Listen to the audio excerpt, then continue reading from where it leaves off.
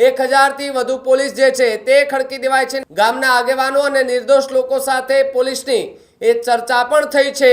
જીવલેણ હુમલો હતો અને બળ વાપરી અને મામલામાં દખલગીરી કરવામાં આવી છે।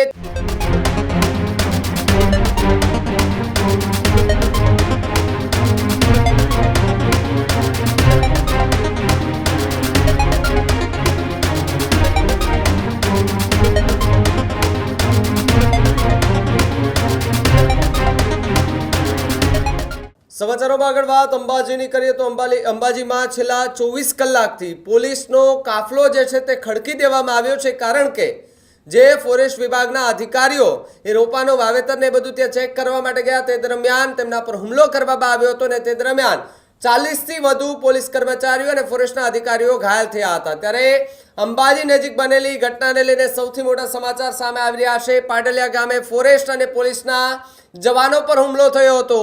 વન વિભાગ તરફથી રોપાના વાવેતરની કામગીરી જે છે તે થતી હતી, તે દરમિયાન અવરોધો કરી અને પથ્થરમારો કરવામાં આવ્યો હોવાની વાત સામે આવી રહી છે। પોલીસે પણ ગંભીર આરોપો લગાવ્યા છે અને કહ્યું છે કે તીર કામઠા પથ્થર વડે અધિકારીઓ પર હુમલો કરવામાં આવ્યો હતો। ઘાયલ પોલીસ અને ફોરેસ્ટના કર્મચારીઓની પરિસ્થિતિ હાલ સામાન્ય જોવા મળી રહી છે, તો બીજી તરફ 1000 થી વધુ પોલીસ જે છે તે ખડકી દેવાય છે અને હાલ સ્થળની જે પરિસ્થિતિ જે છે તે કાબૂમાં જોવા મળી રહી છે। ગામના આગેવાનો અને નિર્દોષ લોકો સાથે પોલીસની એ ચર્ચા પણ થઈ છે। દોષીઓને છોડવામાં આવશે નહીં અને નિર્દોષોને કશું નહીં થાય તે પ્રકારનું નિવેદન પોલીસ અધિકારીએ આપ્યું છે।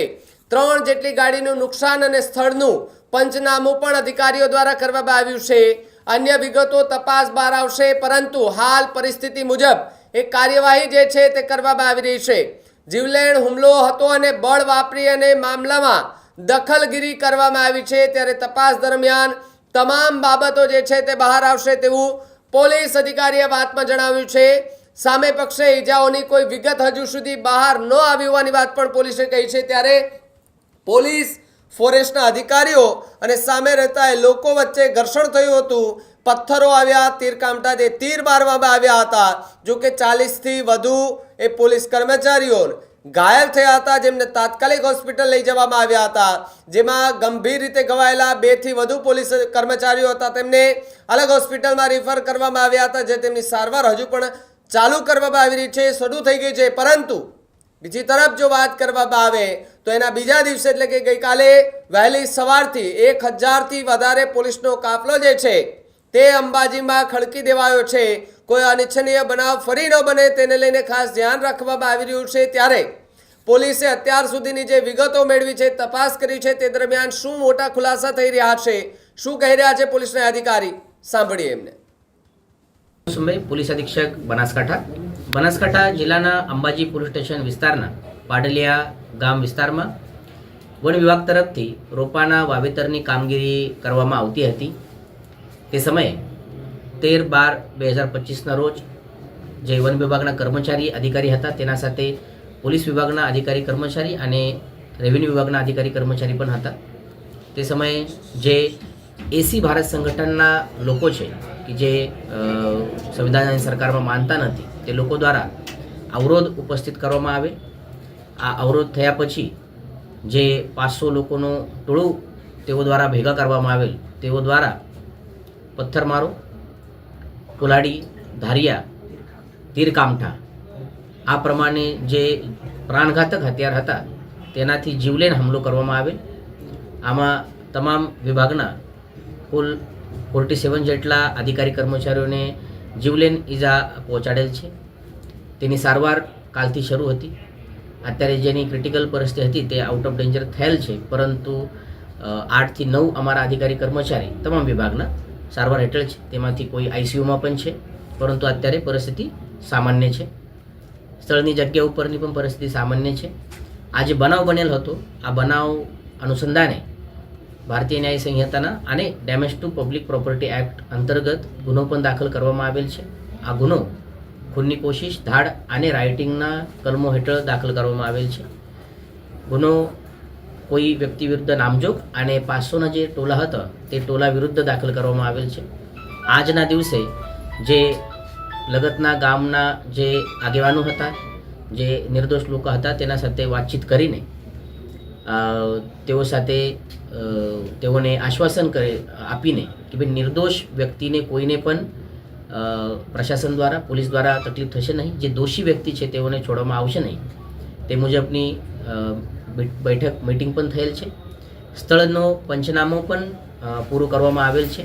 આમાં પોલીસની 2 ગાડી, વન વિભાગની 2 ગાડીને નુકસાન થયેલ છે, તેનો પણ પંચનામો કરવામાં આવેલ છે અને આગળની જે તપાસની કાર્યવાહી છે તે શરૂ કરી દેવામાં આવેલ છે. આવનાર સમયમાં જે પણ દોષી વ્યક્તિ હશે તેઓની ધરપકડ કરીને જે પણ કાયદાકીય કાર્યવાહી છે તે કરવામાં આવશે.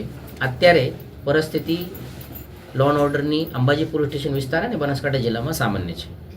સર, ત્યાં સ્થાનિક જે મહિલા છે તેનો એવો આક્ષેપ છે કે એનું મકાન ત્યાં હતું, એનું ખેતર હતું, તે ખાડા કરીને બગાડવામાં આવ્યું છે, એનું મકાન તોડવામાં આવ્યું અને કૂવો હતો એ પણ તોડી પાડવામાં આવ્યો છે અને કે કોઈ નોટિસ વગર આ વસ્તુ કરવામાં આવી. અમારા પાસે જે અત્યારે ઇન્ફોર્મેશન છે તો વન વિભાગની રોપાની વાવેતરની કામગીરી હતી અને અમે પોલીસ વિભાગ તરફથી પણ જે બંદોબસ્ત ફાળવવામાં આવેલો હતો તે રોપાની વાવેતરની કામગીરી માટે જ ફાળવવામાં આવેલો હતો.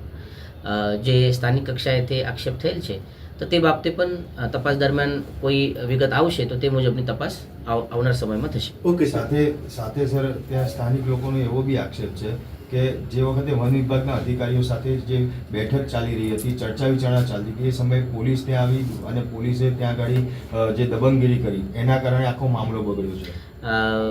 જે પરિસ્થિતિ હતી તે મુજબની આપને હું બ્રીફિંગ કરેલ છે અને મને આ કહેવાનું છે કે જે પરિસ્થિતિ જે મુજબ પોલીસ દ્વારા વન વિભાગ દ્વારા હેન્ડલ કરવામાં આવેલ, કેમ કે જીવલેણ હુમલો હતો અને તેમ છતાં સ્વતઃ પોતાનો જે બળ છે તે બળનો બહુ સંયમિત રીતે વાપર કરીને આ પરિસ્થિતિમાંથી માર્ગ નીકળવામાં આવેલ છે, જેનાથી કોઈ પણ બંને પાર્ટી તરફથી કોઈ પણ જીવિતહાનિ થયેલ નથી અને બહુ સારી રીતે આ મામલો શાંત થયેલ છે.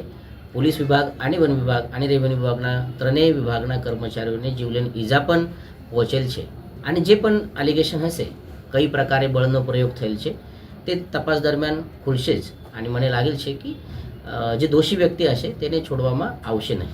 સામે જે ગામના લોકો હતા એમાંથી કોઈને ઈજા પહોંચી એવું કોઈ અત્યાર સુધી કોઈ સામે આવેલ નથી. તમામ આગેવાનો સાથે વાત થયેલ છે અને કાલે પણ અમે જે પ્રસંગ પૂરો થયો તે પછી બનાવ પછી તેઓને આ પણ કીધેલ હતું કે કોઈને ઈજા હશે તો તાત્કાલિક અમારા તરફથી એમ્બ્યુલન્સ ત્યાં ઊભી હતી. હું પોતે પણ સ્થળ વિઝિટ કરેલ હતી. તે સમયે પણ અમે તેઓને તમામને કહેલ હતું કે કોઈને મદદની જરૂરિયાત હોય તો તાત્કાલિક મેડિકલની જે પણ એમ્બ્યુલન્સની સુવિધા છે અથવા અન્ય મદદ છે તે પહોંચવામાં આવશે.